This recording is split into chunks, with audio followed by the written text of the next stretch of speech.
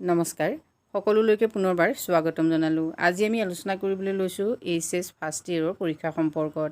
Higher secondary first ইয়েৰৰ যিটো final পৰীক্ষা আছিলে সেই পৰীক্ষা যেহেতু সাময়িকভাৱে বাতিল কৰা হৈছিলে, এতিয়া কিন্তু সেই পৰীক্ষা একেবাৰে বাতিল কৰা হৈছে। আসাম ষ্টেট স্কুল এডুকেশ্যন বোৰ্ডৰ পৰা ইতিমধ্যে নটিফিকেশ্যন জাৰি কৰা হৈছে।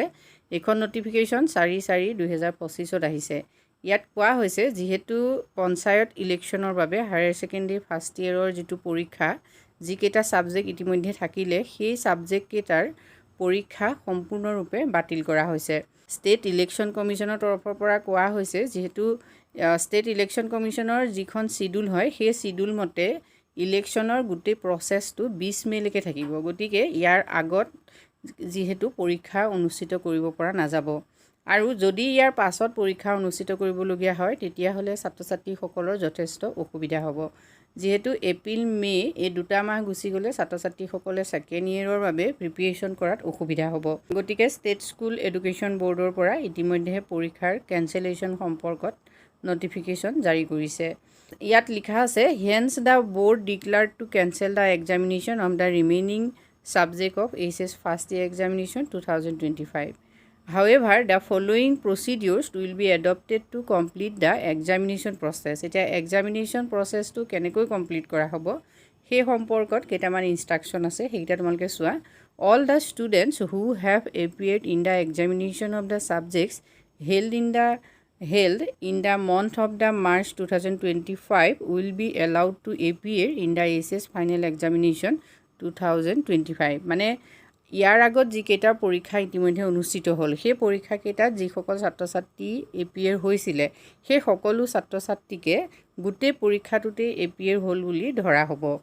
The class 11 examination is basically a school examination until 8 years back. 8 বছৰ আগলৈকে যিহেতু ASSEB ফাৰ্ষ্ট ইয়েৰৰ পৰীক্ষাটো এটা স্কুল এক্সামিনেশ্যনেই আছিলে। The institution were conducting the annual examination of class 11 of their own, but it was observed that the standard of questions set by the institution and inclusion of topics in the question papers were not uniform. In view of the above, since last 8 years, board has been providing question papers to maintain a standard pattern as well as to acquaint the students themselves with the standards of ASSEB final examination and also for self-appraisal. However, the examination was conducted like a school exam only without any restriction. গতিকে যেহেতু 8 বছৰ আগলৈকে এই পৰীক্ষাটো school এক্সামিনেশ্যনেই আছিলে, ইয়াত মাত্ৰ question পেপাৰখিনি uniform নোহোৱাৰ কাৰণে বৰ্ডে পৰীক্ষাটো অনুষ্ঠিত কৰিবলৈ লৈছিলে। নেক্সট আহিলে therefore in order to maintain the above objective, if institution or students want to analyze themselves regarding performance of the remaining subject, they may collect the question papers from their respective lead colleges for study and practices. যেহেতু উদ্দেশ্যটো আছিলে যাতে ছাত্ৰ ছাত্ৰীসকলে ASSEB final ইয়েৰৰ যিটো exam হয় সেই এক্সামটোৰ যিটো ষ্টেণ্ডাৰ্ড সেই ষ্টেণ্ডাৰ্ডটো মেইনটেইন কৰিব পৰাকৈ যাতে ফাৰ্ষ্ট ইয়েৰত তেনেকুৱা ধৰণৰ কুৱেশ্যন দি পেলাই তেওঁলোকৰ এক্সামটো অনুষ্ঠিত কৰে। সেই উদ্দেশ্যটোৰ কাৰণে যিহেতু বৰ্ডে এই এক্সাম অনুষ্ঠিত কৰিছে বুলি কৰিব পাৰিব। যিকেইটা পৰীক্ষা অনুষ্ঠিত নহ'ল সেই পৰীক্ষাকেইটাৰ কুৱেশ্যন পেপাৰ যিহেতু লিডিং কলেজৰ পৰা কলেজসমূহে বা ইনষ্টিটিউশ্যনসমূহে কালেক্ট কৰিব পাৰিব আৰু কালেক্ট কৰি ছাত্ৰ ছাত্ৰীসকলক কুৱেশ্যন পেপাৰখিনি দিবলৈ কৈছে।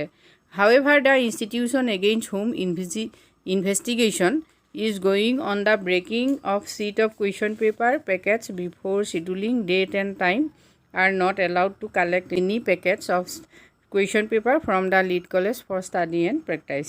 As regards the issue of mark sheet to students for the annual examination of class 11 of this year, the respective institution will be authorized to download mark sheet from the website of ASSEB Division 2, which will be notified in due course of time.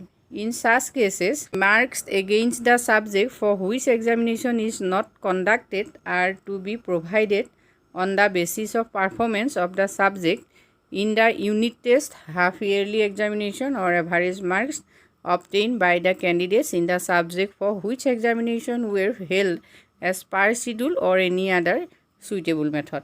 ছাত্ৰ ছাত্ৰীসকলে যিহেতু মাৰ্কশ্বিটখন পাব লাগিব first year, গতিকে মাৰ্কশ্বিটখন Assam state school education ব'ৰ্ডৰ division 2 যিটো website তাৰ পৰা কালেক্ট কৰিবৰ বাবে কোৱা হৈছে। আৰু সেই মাৰ্কশ্বিটসমূহ মাৰ্কছখিনি তাত অন্তৰ্ভুক্ত কেনেকৈ কৰা হ'ব সেই সম্পৰ্কটো কৈছে, যাতে কলেজবিলাকে ইতিমধ্যে যিহেতু হাফ ইয়েৰলি পাতিছিলে, ইউনিট টেষ্ট পাতিছিলে, সেইবিলাকৰ বেচিছত সেই এভাৰেজ মাৰ্কছটো তাত মাৰ্কশ্বিটত অন্তৰ্ভুক্ত কৰাৰ কথা কৈছে। The process of uploading of marks should be completed by 15 June 2025. 15 জুনৰ ভিতৰত এই মাৰ্কছসমূহ আপলোড কৰাৰ কথাও ইতিমধ্যে কোৱা হৈছে। যিসকল ছাত্ৰ ছাত্ৰীয়ে ইতিমধ্যে ফাৰ্ষ্ট ইয়েৰ এক্সাম দি আছিলে সেই ছাত্ৰ ছাত্ৰীসকলৰ বাবে যিয়ে নহওক এইটো এটা সকাহৰ বিষয় বুলিয়ে আমি ক'ব লাগিব, যিহেতু আৰু 2 মাহৰ পাছত ছাত্ৰ ছাত্ৰীসকলৰ ফাৰ্ষ্ট ইয়েৰৰ পৰীক্ষা দিয়াৰ যিহেতু মুড নাথাকে। ছেকেণ্ড ইয়েৰৰ ইতিমধ্যে ক্লাছবিলাক আৰম্ভ হৈ গৈছে। আজিলৈ ইমানেই, ধন্যবাদ।